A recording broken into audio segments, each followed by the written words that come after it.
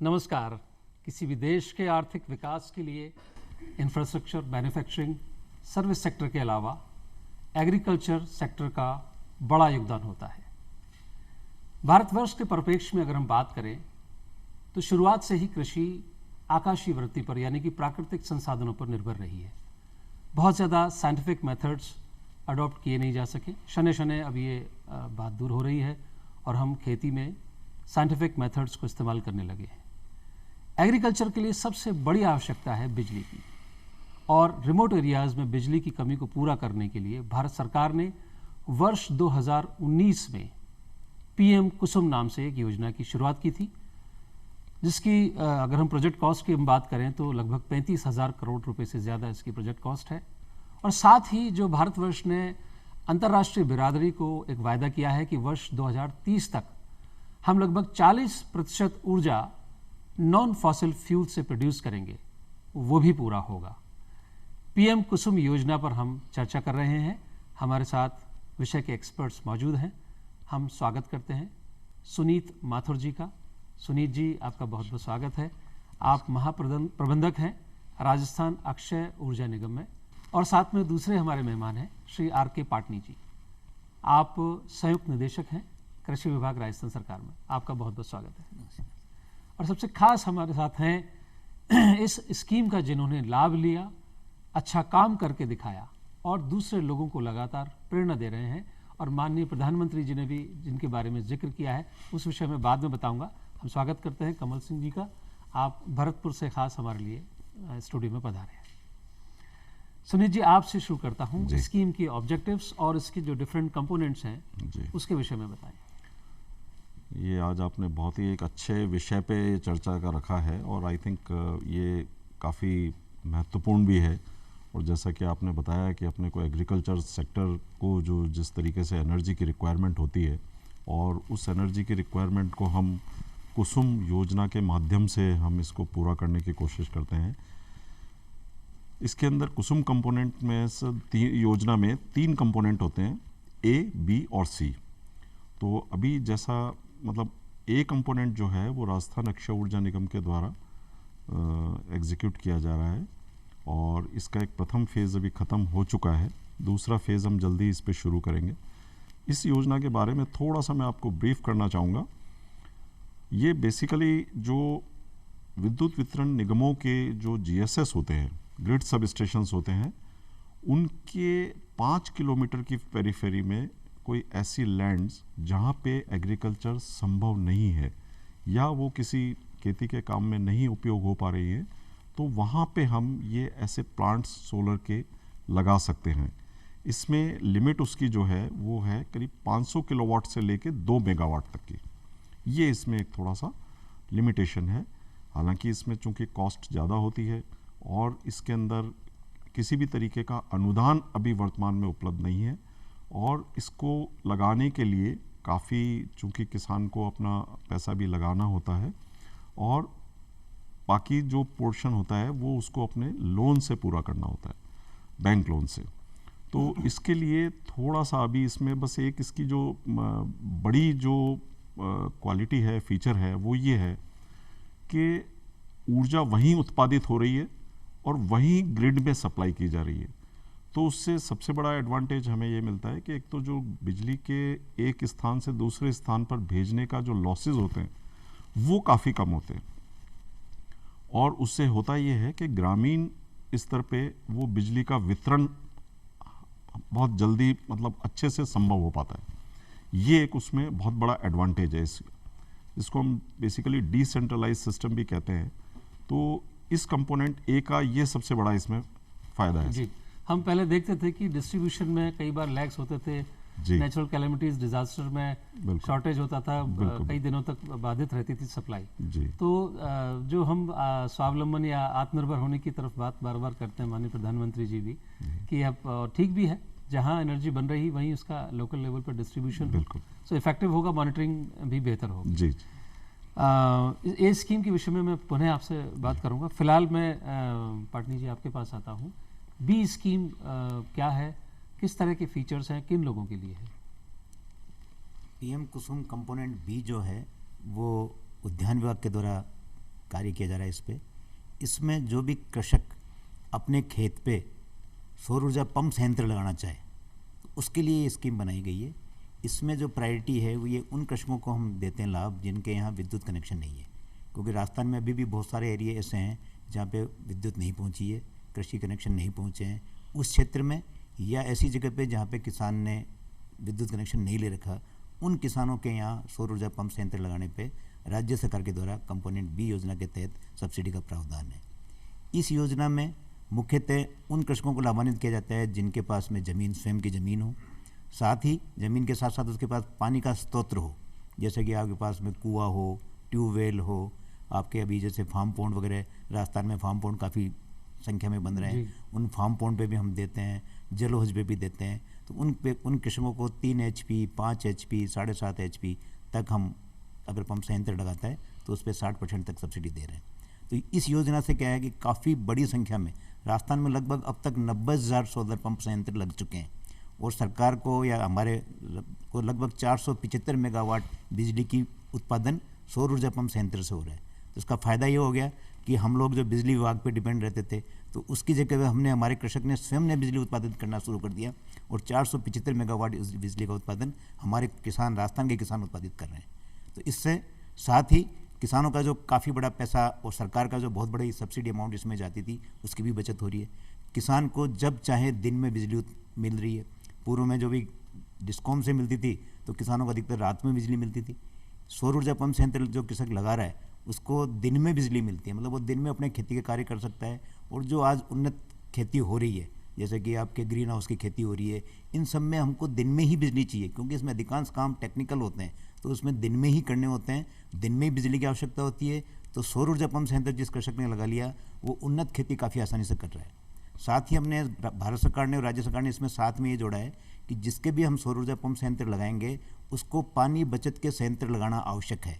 जैसे कि ड्रिप संयंत्र लगा देता है, अपने स्प्रिंकलर संयंत्र है, मिनी स्प्रिंकलर संयंत्र है। ये संयंत्र लगाने से उसकी पानी की बचत भी हो रही है। तो सौर ऊर्जा संयंत्र से 2 फायदे हो रहे हैं, पानी की बचत हो रही है, बिजली की बचत हो रही है, और जो उपलब्ध पानी है उससे एरिया भी बढ़ रहा है।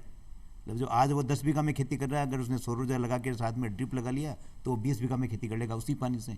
तो पानी की बचत, बिजली की बचत, एरिया बढ़ गया तो निश्चित रूप से उसका उत्पादन भी बढ़ेगा। जो प्रधानमंत्री जी का सपना है कि उत्पादन, इनकम डबल हो, तो इनकम डबल के लिए एक बहुत बड़ा नींव का पत्थर है सौर ऊर्जा पंप संयंत्र। जी, सही नीति केवल एक चीज़ को एड्रेस नहीं करती है, उसके साथ जुड़े हुए बहुत सारे दूसरे इश्यूज होते हैं, वो भी एड्रेस होते हैं। जैसा पाटनी जी ने बताया, न केवल बिजली का उत्पादन, बिजली की जो उपलब्धता का समय, और साथ के साथ जो आपने बताया कि इफेक्टिव इम्प्रूव्ड और effective ways to distribute water और यूटिलाइज वाटर, वो भी आपने, और उससे कवरेज एरिया भी आपका बढ़ गया है। लेकिन मैं जो देख पा रहा हूँ उससे सबसे खास बात जो है, इन सबसे ऊपर है, वो है कि आनंद की प्राप्ति। जब अपना काम हम बेहतर करते हैं, पहले से बेहतर करने लगते हैं, तो उससे जो हमें खुशी मिलती है उसका कोई मोल नहीं हो सकता है। और सबसे ज़्यादा कि जो टाइम हम परिवार के लिए या खुद के लिए समय बचा के रखते हैं और रात को हम खेतों में जाकर के पानी का डिस्ट्रीब्यूशन करते थे, वो हम हमारा काम दिन में कर लेते हैं। तो प्रकृति ने हमें जिस समय चक्र बनाया कि दिन में काम कीजिए, शाम को आराम कीजिए, परिवार के साथ रहिए, तो एक सोशल इकोसिस्टम में भी इसमें कहीं ना कहीं बेहतरी होगी। सी स्कीम भी, सी कंपोनेंट जो है उसके विषय में सुनील जी जानना चाहेंगे। सर, सी कंपोनेंट वैसे मुख्यतः एक्चुअली डिस्कॉम्स के द्वारा एग्जीक्यूट किया जा रहा है। सी कंपोनेंट में बेसिकली उनका पर्पज़ ये है कि सब, चूँकि देखिए हमें अल्टीमेट एम इस स्कीम का यही है, प्रधानमंत्री कुसुम योजना का, कि हम इसमें जो नॉन फॉसिल फ्यूल्स हैं उनका हम उपयोग करें और क्लीन एनर्जी का हम उपयोग करें। तो क्लीन एनर्जी में सोलर ही एक अभी मुख्य रूप से एक बड़ा अवयव है जिसके माध्यम से हम क्लीन एनर्जी प्रोड्यूस कर सकते हैं। तो उसमें मुख्यतया उसमें एक ये चीज़ है कि जो एग्रीकल्चर फीडर्स उनके हैं या जहाँ पे एग्रीकल्चर जो कनेक्शंस अवेलेबल हैं, ऑलरेडी जो फॉसिल फ्यूल से कनेक्शन है, जिनका कन्वेंशनल इलेक्ट्रिसिटी से कनेक्शन है, उनको सोलराइज करने का पर्पज़ है।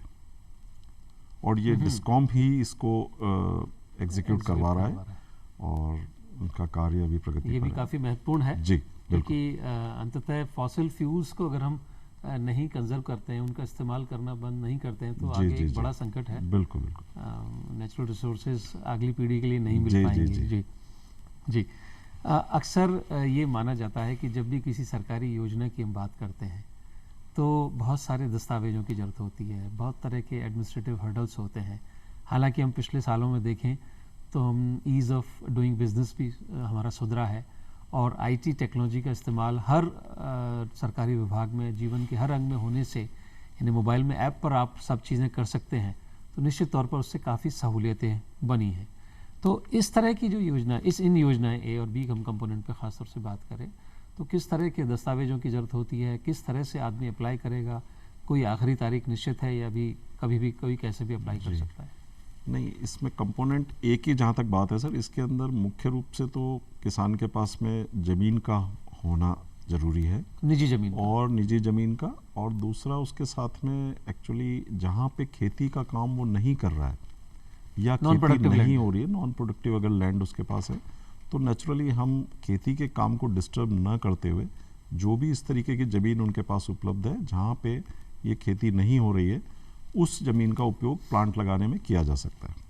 और जो ज़मीन है वो बट नेचुरल है, उसके नाम होनी चाहिए, और इसके अलावा हमारे यहाँ उस पर एक रजिस्ट्रेशन होता है इस स्कीम में अप्लाई करने के लिए। हम लोग रजिस्ट्रेशन इन द सेंस के मतलब हम उनको ये एक तरीके से नामजद करना चाहते हैं कि भाई ये पर्टिकुलर एरिया में ये किसान है। इसमें दूसरी कैटेगरी एक ये भी होती है कि अगर मान लीजिए वो प्लांट खुद नहीं लगाता है किसान, तो वो सोलर के जो डेवलपर्स होते हैं उनके माध्यम से भी अपनी ज़मीन के ऊपर वो सोलर प्लांट लगवा सकता है, और लगवाने के बाद में और उसकी जो बिजली है वो वहाँ जाएगी, और किसान को उस ज़मीन का जो लीज रेंट है, जो भी आपसी उससे तय होता है, उसके हिसाब से वो उनको लीज रेंट उपलब्ध कराता है। तो बेसिकली जो एक किसान के उत्थान वाला बिंदु है, जो ऐसा कि आपने कुसुम योजना के इस नाम में ही ये बात है, तो वो वाली चीज़ उससे पूर्ण होती है कि जिससे उसको इनकम बढ़ती है। अगर फिर वो इसके अलावा इसके अतिरिक्त वो खुद भी प्लांट लगा के बिजली सेल करना चाहता है, तो उसके अंदर प्रोविज़न जो है वो ये है कि अभी प्रथम फेज़ में जिस तरीके से हम लोगों ने अभी प्लांट्स लगवाए थे, और आज की तारीख तक उसमें करीब 45 प्लांट्स लग चुके हैं जो कि करीब 60 मेगावाट के हैं, और डिफरेंट एरियाज़ में लगे हैं, डिफरेंट ज़िलों में लगे हैं, और उससे उनको 3 रुपये 14 पैसे प्रति यूनिट की दर से डिस्कॉम को बिजली बेचने का अधिकार होता है। और उनको अभी विद इन 7 डेज़ में जो है इस तरीके के इनके जो भी एनर्जी उन्होंने सेल करी है उसकी मीटरिंग होती है, और उससे उनको पैसा उनको तुरंत 7 दिन के अंदर अंदर वो अकाउंट में चला जाता है। तो इस तरीके से वो काफ़ी एक अच्छी स्कीम है, और दोनों ही फ़ायदे हैं। जैसा कि मैंने आपको पूर्व में भी कहा कि चूँकि लोकली बिजली वहीं पैदा हो रही है और वहीं के जीएसएस में सप्लाई की जा रही है, तो उससे लॉसेस भी बहुत कम हो रहे हैं।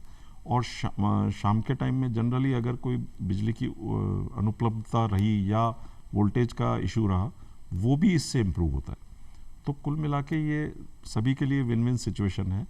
तो इस तरीके से ये योजना बड़ी हेल्पफुल है सर। जी, आप कुछ बात जुड़ना चाहेंगे इसमें? साथ ही मैं कंपोनेंट बी के लिए बताना चाहूँगा कि इसमें किसान भाई किस तरह से अप्लाई करें। जैसे कि आपने पूछा कि इस योजना का लाभ कैसे लें, तो इसके लिए जैसा कि आपने शुरुआत में भी कहा था कि डिजिटलाइजेशन हो चुका है, तो इसके लिए हमारे यहाँ भी उद्यान विभाग के द्वारा राजस्थान में राज किसान साथी पोर्टल हमने बना रखा है। उस राज किसान साथी पोर्टल पे आप ऑनलाइन एप्लीकेशन लगा सकते हैं, ई मित्र के माध्यम से भी लगा सकते हैं, और स्वयं की SSO ID से भी लगा सकते हैं। तो राज किसान साथी पोर्टल पे आप अपनी एप्लीकेशन लगाएं। एप्लीकेशन के लिए जो आवश्यक दस्तावेज हैं उसमें एक तो स्वयं की भूमि होना आवश्यक है, और साथ ही उसके पास पानी का स्रोत होना चाहिए। तो भूमि के लिए आपको जमाबंदी चाहिए हमारे को, और पानी के स्रोत के लिए स्वयं कृषक का सर्टिफिकेट ही चाहिए, स्वयं प्रमाणित लीज लैंड पर नहीं, लीज रेंट पर नहीं है, स्वयं की ज़मीन पे होनी चाहिए। इसके अलावा इसमें HP के आधार पे हमारी मिनिमम ज़मीन की रिक्वायरमेंट है। अगर किसी को 3 HP का संयंत्र लगाना है तो कम से कम उसके पास 1 एकड़ ज़मीन होना आवश्यक है। 5 HP का संयंत्र लगाना है तो उसके पास 0.75 पौन हेक्टर ज़मीन चाहिए। 7.5 का लगा रहा है तो 1 हेक्टर ज़मीन चाहिए, और उससे ज़्यादा का लगा रहा है, जैसे 10 का लगा रहा है तो उसको 1.5 हेक्टर ज़मीन चाहिए। तो ये मिनिमम ज़मीन चाहिए। विद्युत कनेक्शन उसके नाम से नहीं होना चाहिए, और पानी का कनेक्शन उसके पानी का स्रोत हो, तो वो किसान राज किसान साथी पोर्टल पे अप्लाई करें। इसमें वरीयता के आधार पे हमारे यहाँ नंबर आता है। जैसे हमारे पास लक्ष्य हैं, उस लक्ष्य के हिसाब से जिलेवार इसके लक्ष्य आवंटित होते हैं। प्रत्येक जिले में लक्ष्य होते हैं और उनकी जो एप्लीकेशंस आती है उनके आधार पे हम वरीयता से उनको लाभान्वित करते हैं। अब तक टोटल इसकी उपयोगिता इतनी है कि राजस्थान में आज दिनांक तक लगभग 1,10,000 किसानों ने इसको ऑनलाइन अप्लाई किया हुआ है और हमारे पास 80,000 कनेक्शन अभी देने हैं। तो लगभग सभी किसानों को इसमें लाभान्वित किया जा सकता है। तो ये 1,80,000 जो एप्लीकेशंस हैं वो ऑनलाइन मोड में ही ऑनलाइन मोड पे, किसान ऑनलाइन मोड पे एप्लीकेशन लगा रहे हैं और अधिकतर किसानों ने SSO ID से या ई मित्र के माध्यम से इसमें एप्लीकेशन लगाई है, क्योंकि इसमें बहुत ज़्यादा डॉक्यूमेंटेशन हमने नहीं रखा, सिर्फ जमाबंदी या पासबुक की फोटोकॉपी और दूसरा जो जल का स्त्रोत है वो स्वयं का देना, उसको खुद का सर्टिफिकेट देना कि मेरे पास कुआं है। एक बार वेबसाइट हमारे दर्शकों के लिए आप पुनः बताएं। इसका राज किसान साथी पोर्टल है बस।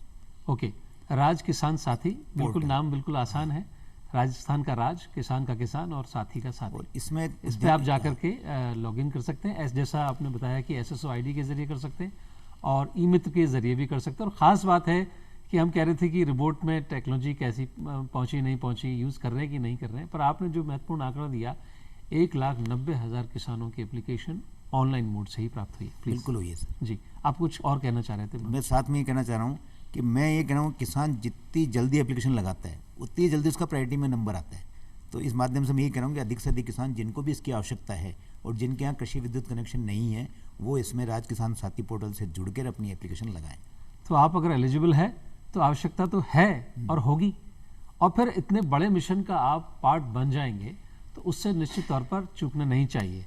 और इतने बड़े मिशन का लाभ जिन्होंने लिया और हमारे माननीय प्रधानमंत्री जी ने जिनके विषय में कार्यक्रम मन की बात में कुछ कहा है, पहले वो सुनते हैं फिर उनसे बातचीत करेंगे।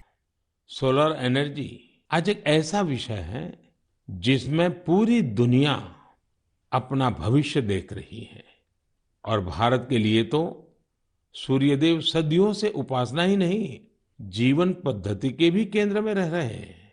भारत आज अपने पारंपरिक अनुभवों को आधुनिक विज्ञान से जोड़ रहा है, तभी आज हम सौर ऊर्जा से बिजली बनाने वाले सबसे बड़े देशों में शामिल हो गए हैं। सौर ऊर्जा से कैसे हमारे देश के गरीब और मध्यम वर्ग के जीवन में बदलाव आ रहा है, वो भी अध्ययन का विषय है। राजस्थान के भरतपुर में PM कुसुम योजना के एक और लाभार्थी किसान हैं कमल जी मीणा।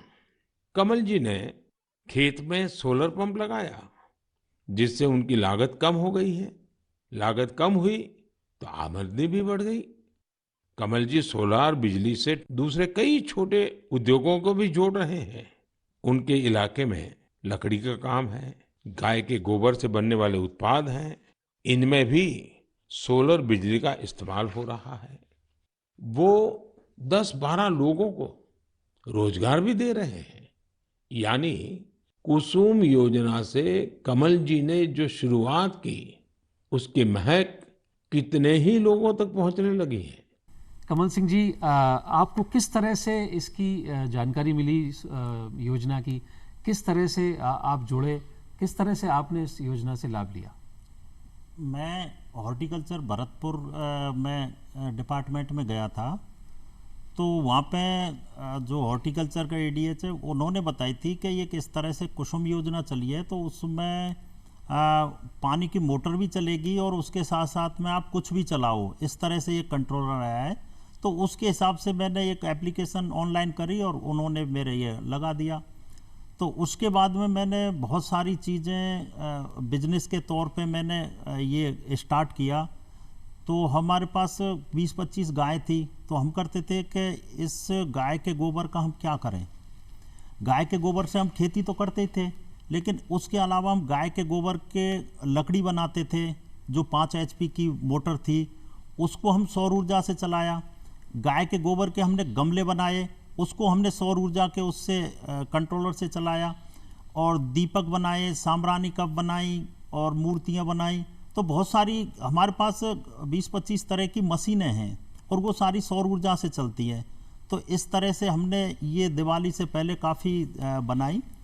और फिर बाद में जब प्रधानमंत्री जी ने मन की बात में मेरा जिक्र किया था कि सौर ऊर्जा से इस तरह से ये लोग वालों को रोज़गार भी दे रहे हैं और गाय के प्रोडक्ट भी बना रहे हैं, मेरे मन में ख्याल आया कि ग्रामीण एरिया में लाइट बहुत कम आती है, तो इससे हम और ज़्यादा खेतीबाड़ी में कैसे यूज कर सकते हैं और बिजनेस कैसे डेवलप कर सकते हैं। तो उसके हिसाब से हमने फार्म पॉन्ड खुदवाया।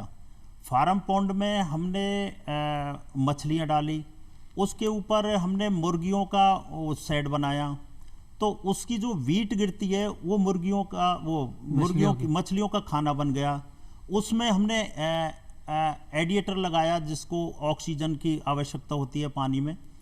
तो पानी में एक तो हमने गाय के गोबर को डाल देते हैं और ऊपर से उसकी बीट गिरती है, तो मछलियों का खाना बन गया, और जो उसका पानी है उसका ऑक्सीजन लेवल बढ़ गया, और ऑक्सीजन लेवल बढ़ने के बाद में उसमें जो खाद की मात्रा बढ़ गई उसको हम खेत में देंगे तो हमको डाई यूरिया पेस्टिसाइड दवाई की ज़रूरत नहीं पड़ेगी।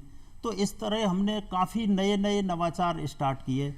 तो कमल जी, आपने तो जो है कमाल कर दिया, न केवल सोलर ऊर्जा तक अपने आप को कन्फाइन किया, आपने बहुत सारे इनोवेशंस अपने एग्जिस्टिंग काम करने के तरीकों में किए जो एक मिसाल हैं, और मैं कहूँगा कि निश्चित तौर पर दूसरे लोगों को प्रेरणा लेनी चाहिए कि रिसोर्सेज की कमी का रोना नहीं रोना चाहिए, अपनी बुद्धि को, विवेक को इस्तेमाल करना चाहिए।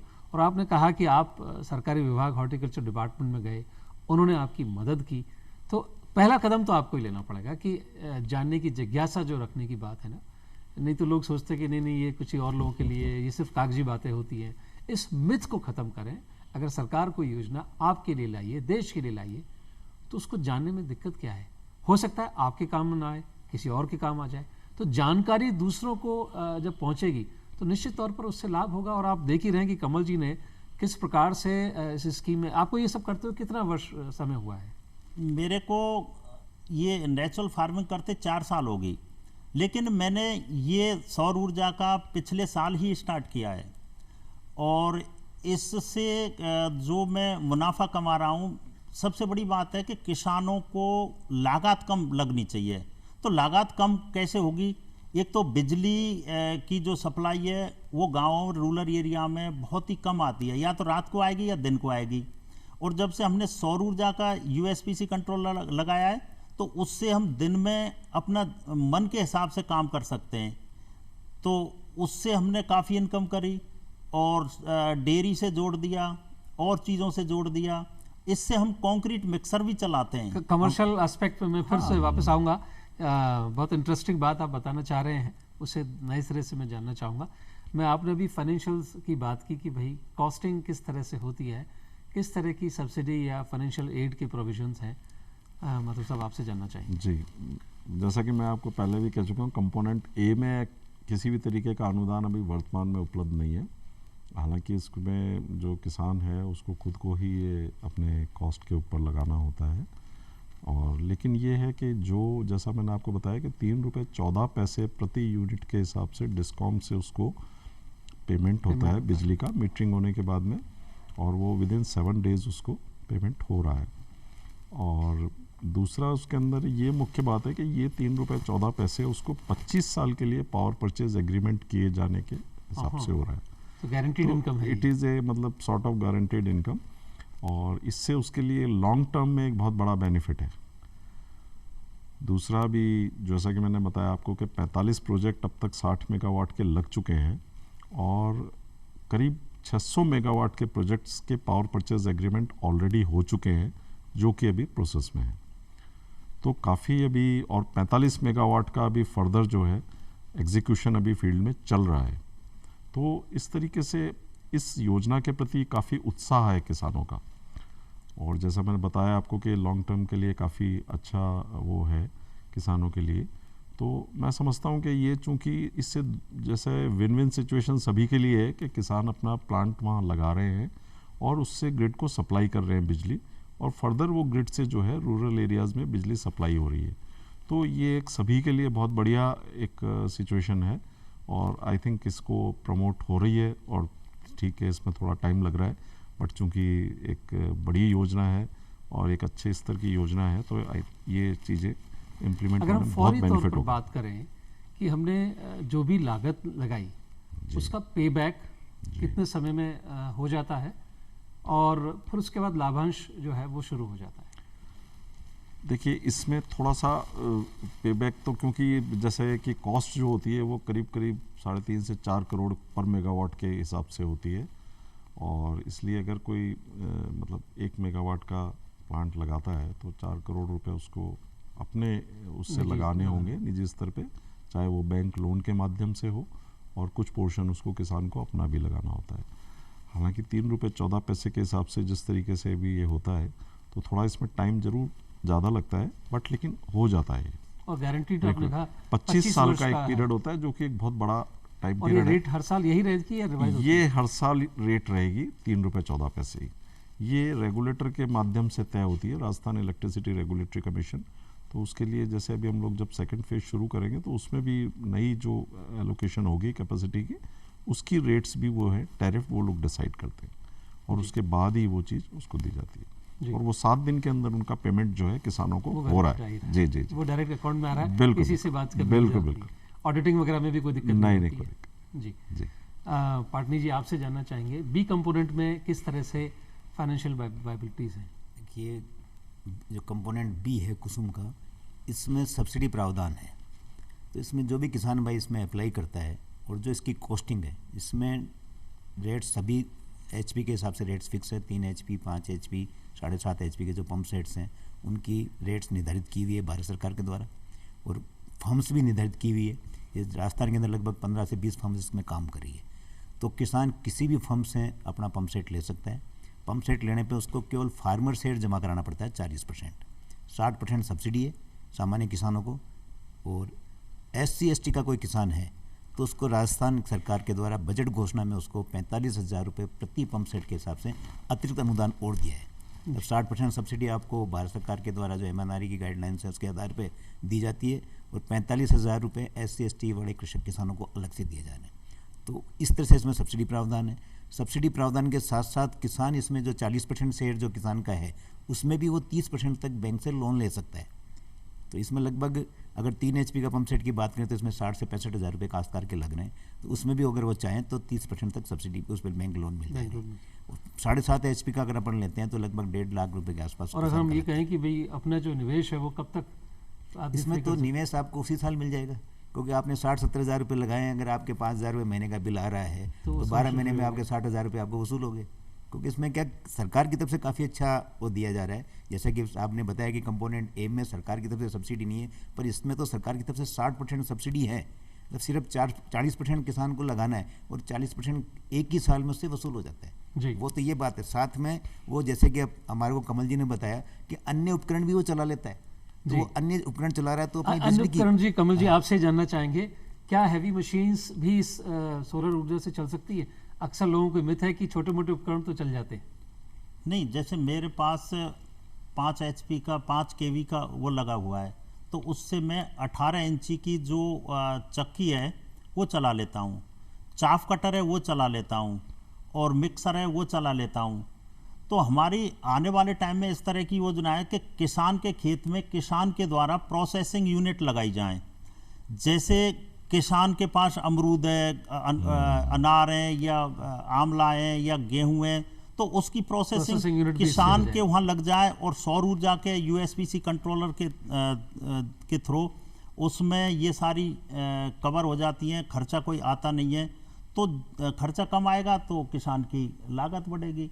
वो कितना भी करे, जैसे हमने कोल्ड प्रेस ऑयल का वो अब लगाने जा रहे हैं, तो उसमें हम कोल्ड प्रेस ऑयल से जो लकड़ी की घानी होती है, कच्ची घानी बोलते हैं, तो उसमें हम जो खल बचेगी हमारे पशुओं को काम आएगी, और तेल है उसमें जो एक्सट्रैक्ट होते हैं वो 80% रह जाते हैं जी। जब इनोवेशन की भरमार है हाँ। कमल जी आपके पास, लेकिन अभी फिलहाल समय की कमी है, और उम्मीद करता हूं कि हमारा जो प्रयास PM कुसुम योजना के विषय में आपको जानकारी लेना directly from the horses mouth, मतलब जो लोग पॉलिसी मेकर हैं, पॉलिसी एग्जीक्यूटर्स हैं, उनके मुंह से, और जो व्यक्ति जिन्होंने इसका लाभ लिया है उनसे हमने जानकारी आप तक पहुंचाने की कोशिश की है। उम्मीद करते हैं आपको हमारा प्रयास पसंद आया होगा, और सबसे खास बात, देश के विकास में आपका अपना रोल ज़रूर पहचानिए, और तमाम योजनाएं भारत सरकार की हैं उनमें उनसे जोड़ने का प्रयास कीजिए, या लोगों को जोड़ने का प्रयास कीजिए, और हमारा प्रोग्राम लगातार देखते रहिए, क्योंकि हम हर बार कुछ ना कुछ नया लाने की कोशिश करते हैं। और सुनीत जी आपका बहुत बहुत धन्यवाद, और पाटनी साहब आपका भी धन्यवाद, कमल जी आपका धन्यवाद, और उम्मीद करते हैं आप बाकी लोगों को इस प्रकार से प्रेरणा देते रहेंगे। आज के लिए इतना ही, अगली बार फिर मिलेंगे, तब तक के लिए नमस्कार।